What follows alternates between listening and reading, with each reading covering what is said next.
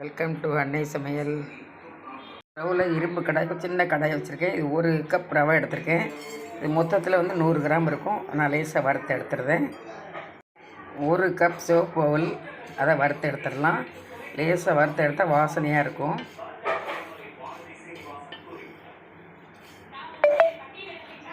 சிவப்பு அவல் 1 கப் எடுத்திருக்கேன். லேசாக வறுத்து எடுத்துடுறேன்.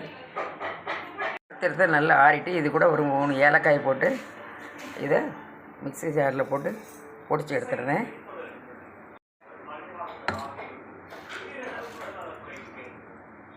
இப்போ அவளை ஆறிட்டு மிக்ஸி ஜாரில் போட்டு 3 ஏலக்காய் போட்டிருக்கேன்.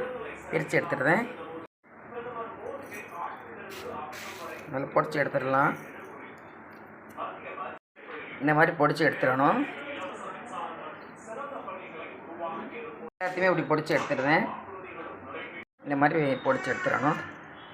பொடிச்சு எடுத்ததில் லைட்டாக உப்பு லைட்டாக கலந்துக்கிடலாம். கலந்து விட்டுக்கிடணும். லைட்டாக தண்ணி தொளிச்சு லைஸாக விரவி எடுத்துடணும்.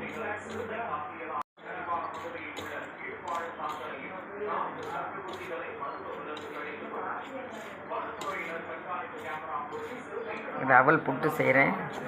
சம்பா அவல் புட்டு.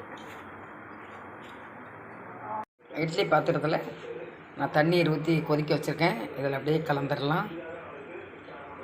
இட்லி பாத்திரத்தில் கலந்து வச்சுருக்கேன்.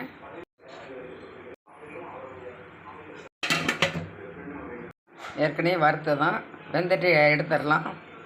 வச்ச அவலில் நாட்டு சக்கரை போட்டு அப்படியே கிளறி விட்டுறணும். அப்படியே கிளறிடணும்.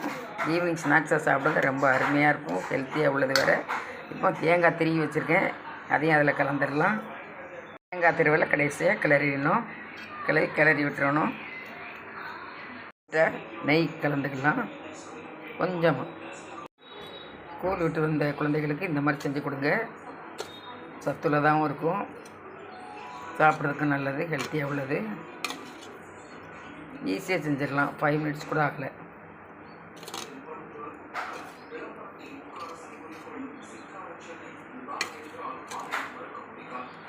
எண்ணெயில் போட்டு பொரிக்காத பலகாரமாக இந்த மாதிரி செஞ்சு கொடுத்தா ரொம்ப நல்லது.